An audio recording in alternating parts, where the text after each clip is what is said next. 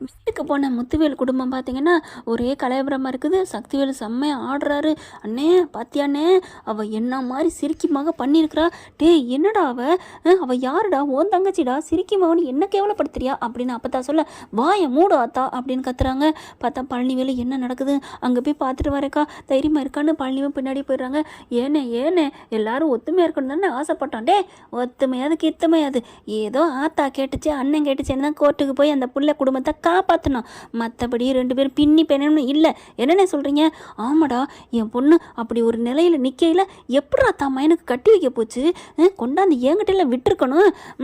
இப்போ சொல்லுவீங்க, அன்னைக்கு மட்டும் விட்டுருந்தா அவளை அறுத்த 6 ஊர் போட்டிருப்பீங்க, சும்மா விட்டுருப்பீங்க அப்படின்னு சொல்லிட்டு என்ன ஆட்டம் ஆடி இருப்பீங்க, அவளை வீட்டை விட்டு கூட விரட்டிருப்பீங்கடா அப்படிங்கிறாங்க. ஆத்தா அப்படி சொன்ன கையோட சக்தி விழுந்துட்டு, ஆத்தா நீ சும்மா இருக்கிறியா அப்படிங்கிறாங்க. குமார் அப்பப்போ இருந்தாலும் இப்படிலாம் அந்த குடும்பம் பண்ணியிருக்கக்கூடாது அப்படிங்கிறாரு. ஆனால் கொஞ்சம் பரவாயில்லாமல் அமைதியாக இருக்காங்க. இங்கே மாரியும் வடிவும் மட்டும் அப்படி என்ன சொல்கிறேன்னு தெரியாமல் தவிச்சிட்டு ராஜிக்காக பார்க்குறாங்க. ஏங்க விடுங்க தம்பி, இப்போ என்ன அவங்க கல்யாணம் பண்ணிட்டு அந்த நம்ம பிள்ளைய தெருவிலே விட்டாங்க, நம்ம போய் கூப்பிட்டு அவள் வரலைன்னு சொல்கிற அளவுக்கு அந்த குடும்பம் நல்லா தானே பார்த்துட்டு இருக்கு. நல்லா பார்க்கும், நம்மக்கிட்ட இருக்க சொத்துக்காக நல்லா பார்த்துட்டு இருக்காங்க அப்படிங்கிற அடிச்சு வாயை மூடுறா. 30 வருஷம் ஆச்சு உன் சொத்துக்காக வந்து நின்னாலா, உன் பக்கம் திரும்பி இருப்பாளடா, உன் அன்புக்காக மட்டும்தான்டா எதிர்பார்த்தா. அதெல்லாம் சரிப்பட்டு வராது, நம்ம சொத்து புறத்தையும் அமுக்க பார்க்குறாங்க. அண்ணே நீ மாறிடாதண்ணே அப்படின்னு சொல்ல, முடியாதுடா சக்திவேலு, நான் நாளைக்கே இந்த சொத்து புறத்தையும் குமாருக்கு நான் மாற்றி வைக்கிறேன். அப்புறம் அவங்க என்ன பண்ணுவாங்க, ஓடி போனிச்சுங்களே ஓடுகாலிங்க, அதுகளை நம்பிட்டு நம்ம ஏன்டா அப்படி வீண் பண்ணணும், வாழ்க்கையை வீணடிக்கக்கூடாது, நீ பேசாமல் தைரியமாக இருடா அப்படின்னு சொல்லிட்டு முத்துவேல் வெளியே போயிடுறாங்க. எங்க அப்படின்னு அவங்க பொண்டாட்டி வராங்க. அப்படியே சக்திவேலுக்கும் குமாருக்கும் சந்தோஷம் தாங்கலை. டேய் அப்படின்னு சொல்லிட்டு, அப்பா விடுடா, நம்ம எல்லாம் பார்த்துக்குவோம், இனிமேல் இந்த வீட்டுக்கு இந்த கோட்டைக்கு சொத்துக்கு எல்லாத்துக்குமே நீ தான்டா ராஜா அப்படின்னு சொல்லிட்டு உள்ளுக்குள்ளே போயிடுறாங்க ரூமுக்குள்ளே. அப்புறம் பார்க்குறாங்க அப்படியே 3 பொம்பளைங்களும் என்ன பண்ணுறாங்க, அழுகுறாங்க.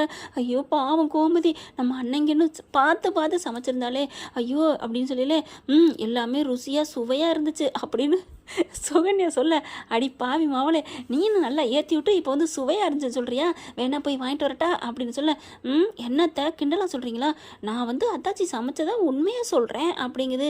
இப்போ இந்த குடும்பம் இப்படி போச்சே அப்படின்னு சொல்லிட்டு ஆடி போய் நிற்கிறாங்க. அடுத்து முத்துவேலு வெளியில் போனவர், இவங்க எல்லாம் என்ன பண்ணுறாங்க, அவங்க வேலையை பார்க்குறாங்க. முத்துவேலு திரும்பி வராரு, ஃபோனை வச்சுட்டு போயிட்டு ஃபோனை எடுக்கிறக்காண்டி வராங்க. பார்த்தா அந்த குமாரோட ரூம்பு அப்படி கொஞ்சம், அதாவது சக்திவேல் ரூம்பு கொஞ்சம் ஆடிக்கிட்டு இருக்கு. என்ன உள்ளுக்குள்ள ஏதோ சவுண்டாக இருக்கே அப்படின்னு முத்துவேல் அப்படி எட்டி பார்க்குறாங்க. பார்த்தா அங்கே பாடுறா மவனே பாடுறா அப்படின்னு சொல்லிட்டு, பாரு எல்லா சொத்தும் உன் பேருக்கு வந்துருச்சு, பாரு அப்படின்னு ஒரு இப்படி மேலேருந்து ஒரு பெட்டியை எடுக்கிறாருங்க. அது ஃபுல்லாக பணமாக இருக்குது.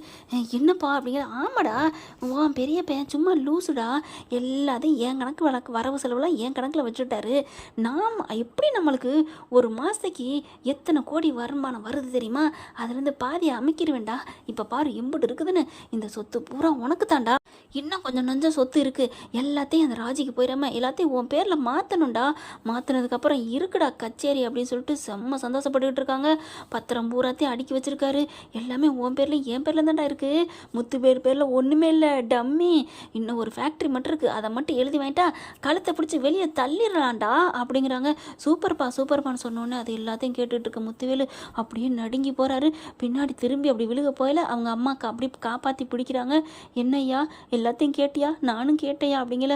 ஆமாம்மா, என்னம்மா இந்த சக்திவேல் இப்படி பண்ணிடுறான், ஆமாப்பா இன்னும் கேளு என்ன பேசுகிறான்னு அப்படிங்கல. அப்பா இன்னைக்கு ஏன்ப்பா அப்படிலாம் பண்ணிட்டு வந்தீங்க, டேய் நான் ஏன் பண்ணிட்டு வந்தேன்னு தெரியலடாம்மா, அவனே உனக்கு தெரியுதுப்பா, இந்த சொத்துக்கு வந்துடக்கூடாது தானே. ஆமாடா, அவன் என்னடா தங்கச்சின்னு உருகுறான், அவன் என்னடா அண்ணேன்னு உருகுறான், இந்த 2 சிரிக்கி மாலும் ஓடி போயிட்டாளுங்க, சொத்து பூரா நமக்கு தான் வரணும், நிம்மதியாக இருந்தா மறுபடியும் வந்து சொத்து கணிக்கிறாளுங்க. ஏப்பா இந்த சித்தப்பா அடாவே ஒரு லூசுடா, இந்த சோனியாவுக்கு ஒரு 5-10 கொடுத்தா போதும், அதான் கடை வச்சு கொடுத்தாச்சுல, நம்ம பக்கத்து வரமாட்டா, வந்தா அந்த கடையும் இல்லைன்னு சொல்லிடுவோம் அப்படின்னு சொல்லிட்டாலே அவள் பயந்துருவாடா அப்படிங்கிறாங்க. சூப்பர்ப்பா பெரியப்பா தலையில் மிளகை அரைச்சாச்சு. ஆமாடா அவன் ரொம்ப பண்ணுறேன் அப்படி மகளை பார்த்தாலும் நடிக்கிறான், மருமையும் அப்படி லட்டு மாதிரி கிடச்சிட்டானா, அதனால தான் நான் அவனை கேவலமாக பேசினேன். உண்மையிலே அவன் நல்ல வேந்தாண்டா, அழகுதான், அதெல்லாம் குறைச்ச இல்லை, இருந்தாலும் நமக்கு சொத்து முக்கியம்ல அப்படிங்கிறாங்க. ஆமாப்பா ஏப்பா அப்பா அவன் அழகா அப்படின்னா, டேய் நீ ஏம்மா வேண்டா, காக்கைக்கும் தன் குஞ்சு பொன் குஞ்சுடா, அப்பா அப்படின்னா நான் காக்கையா, அட விட்றா நமக்கு சொத்து முக்கியமா, நீ வேற அப்படின்னு சொல்லிட்டு இருக்காங்க. போதுமாடா அப்பத்தா பார்த்து முத்துவேல் அப்படியே என்னையா போதுமா அப்படிங்கிறாங்க. அம்மா எனக்கு தடுமாற்றமாக இருக்குது, நீ வா நம்ம ரூமுக்கு வா அப்படின்னு சொல்லி கூட்டிகிட்டு போயிட்டு உட்கார வச்சு அப்படியே விசிறி விடுது. ஏய்யா ஏய்யா நீ பார்த்துக்கிட்டியா அந்த 2 பிள்ளைகளையும் எப்படி வெட்டி விட்டுருக்கான் அப்படிங்கல. அப்பா என்னம்மா பண்ணுறது ஒன்றுமே புரியலையே அப்படிங்கல. இரு இரு அவங்க 2 பேரும் வெளில போவாங்க, அதுக்கப்புறம் பார்த்துக்கலாம். இல்லைம்மா நான் இப்போயே போய் அவங்கள கழுத்தை பிடிச்சி தள்ளணும். டேய் நீ இப்போ போனீன்னா அவன் என்ன பண்ணுவேன் தெரியுமா, சொத்து புறா அவன்கிட்ட எழுதி வாங்கிட்டான்டா, உன்னை நடுத்தருவுக்கு ஆக்கிடுவான்டா. ஆமாம்மா நீங்கள் சொல்கிறது சரிதான், இப்போ அது என் பேச்சை கேளு முத்துவேலு அப்படின்னு சொல்லிட்டு இருக்காங்க. அதுக்கப்புறம் குமாரும் சக்திவேலு வெளில போயிடுறாங்க. இங்கே ராஜ் என்ன பண்ணுறாங்க, மனசு தாங்க முடியல, அழுகுறாங்களா. அழுதுட்டு இருக்கவும் பாவண்டா ராஜியும் கோமதியும் அப்படிங்கல. அம்மா ராஜிக்கு ஃபோன் அடிங்கம்மா அப்படிங்கிறாங்க. அப்போ தான் என்ன பண்ணுது, நீயே அடிடா. இல்லை இல்லை வீட்டில் எல்லோரும் பார்ப்பாங்க, என்னமோ எதுன்னு நினைப்பாங்க, நீங்களே அடிங்கம்மா அப்படிங்கல. அப்போ தான் இருந்துட்டு ராஜிக்கு ஃபோன் அடிக்குது. ராஜ் என்ன பண்ணுது, ஃபோன் அப்படியே எடுக்குது. யாருண்டு அப்பத்தா அப்படின்ட்டு. அப்பத்தா என்ன அப்படிங்கல, கொஞ்சம் வீட்டுக்கு வரியாம்மா அப்படிங்கிறாங்க. ஏன் அப்பத்தா, கொஞ்சம் வா அப்படிங்கல. இந்த வர்றேன் அப்படிங்கல. சித்தப்பா அப்பா குமாரெல்லாம் அவங்க வெளியில் போயிட்டாங்க அப்படின்னு சொன்ன கையோட வேகமாக கிளம்ப. கதிர் நீ நில்லு எங்கே போகிற, அப்பத்தா கூப்பிடுது, அங்கெல்லாம் போக வேணாம், அப்பத்தா கூப்பிடுதுங்க, சரி நானும் வரேன் அப்படின்னு சொல்லிட்டு 2 பேரும் வராங்க. உள்ளுக்கு வந்தோன்னே அப்பத்தா அப்படின்னு கூப்பிட இவங்கெல்லாம் கிச்சனில் இருக்கிறதுனால தெரியல. டக்குன்னு வாசலில் இருந்துக்கிட்டு வெளியில் வந்துட்டு வாராஜி அப்படின்னு உள்ளார கூப்பிட்றாங்க. கதிரை பார்த்தோன்னே வாயா அப்படின்னு சொல்லி கூப்பிட அப்படியே நிற்கிறாரு பம்மிக்கிட்ட. முத்துவேல் என்ன பண்ணுறாரு, நீ வா குமார் வா மாப்பிள்ள அப்படின்னு சொன்னோன்னே மாமா அப்படிங்கிறாரு. சந்தோஷம் தாங்கலை கதிருக்கு. நீ வா அப்படின்னு சொல்லிட்டு வாயா அப்படின்னு கையை பிடிச்சி உள்ளார கூப்பிட்டுறாங்க. கூப்பிட்ட கையோட அப்படி ஒரு சந்தோஷம். மாமா எப்படி மாமா அப்படிங்கல. அப்பா என்னப்பா சித்தப்பா ரூமில் நிற்கிறீங்க. ஆமாம்மா இங்கே வாங்க அப்படின்னு கதவை சாத்திடுறாங்க. அம்மா என்னை மன்னிச்சிருமா அப்படின்னு சொல்லிட்டு மன்னிப்பு கேட்குறாங்க. என்னப்பா அப்படிங்கிறாங்க. முறைப்படி உன் அத்தைக்கிட்ட தாம்மா நான் மன்னிப்பு கேட்கணும், நான் அப்புறம் கேட்டுக்கிறேன் அப்படின்னு சொல்லிட்டு உன் அத்தைக்கு பதில் என் தங்கச்சிக்கு பதில் கதிர் மாப்பிள்ள உங்ககிட்ட மன்னிப்பு கேட்டுக்கிறேன், சக்திவேல் இப்படி துரோகி இருப்பேன் நான் நினைக்கவே இல்லை அப்படிங்கிறாங்க. என்னம்மாம்மா அப்படிங்கிறாங்களா. ஆமாப்பா அப்படின்னு அப்பத்தா எல்லாத்தையும் சொல்லுது. ஐயோ ஏன் இப்படி சித்தப்பா இப்படி ஆயிட்டாரு, நான் நினச்சேன் இப்படி வந்து திடீர்னு பேசுகிறாரே அப்படின்னுட்டு. இப்போ மட்டும் பேசலப்பா, அவன் அன்னையில இப்படி தான்ப்பா இருந்திருக்கேன் அப்படிங்கிறாங்க. இப்போ என்ன பண்ணுறது அப்படிங்கல. பூரா பத்திரத்தை எடுக்கிறாங்க. எல்லா பத்திரத்தையும் எடுத்து இதை நீ எப்படியா உங்கள் வீட்டுக்கு கொண்டு போயிரு. ஐயோ மாமா அப்படிங்கிறாங்க. அட கொண்டு போய் என்கிட்ட கிழிச்சு போடுப்பா, தேவையில்லைப்பா, இங்கே பாரு என் கையெழுத்து எல்லா இடத்துலையும் வாங்கி வச்சுருக்காங்க அப்படிங்கிறாங்க. அடுத்து காசை பூரா பார்க்குறாரு. காசெல்லாம் பார்த்தோன்னா தூக்கி வாரி போடுது. என்னம்மா அப்படின்னு சொல்லிட்டு இந்த காசோட வேணா போயிட்டு போகிறேன், விட்டு தள்ளு, இந்த சொத்து பத்திரத்தை பூரா எடுத்து தூக்கி கிழிச்சு எரிப்பா அப்படிங்கிறாங்க. அதுக்கப்புறம் என்னம்மாமா பண்ண போகிறீங்க, நான் என்ன பண்ண போகிறேன்னு அவங்க வந்ததுக்கப்புறம் பார்த்துக்கலாம் அப்படின்னு சொல்லிட்டு இந்த காசுமே அவங்களுக்கு கொடுக்க கூடாது ஆத்தா அப்படிங்கிறாரு.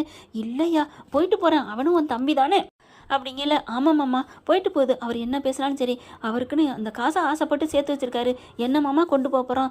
பரவாயில்ல மாப்பிள்ள, உன்னை எப்படி கேவலமாக பேசினா, ஆனால் அவனுக்காண்டி நீ இவ்வளோ பறிஞ்சு பேசுறியே, போயிட்டு போகுது மாமா, அவரும் நம்ம ரத்தம் தானே அப்படிங்கிறாங்க.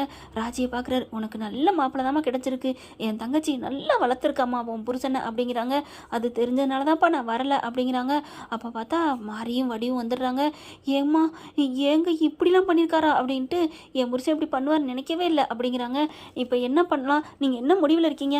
இல்லை அவனை அந்த வீட்டில் இருக்க விட மாட்டேன், அவனை நான் அடித்து துரத்திடுவேன் அப்படிங்கிறாங்க.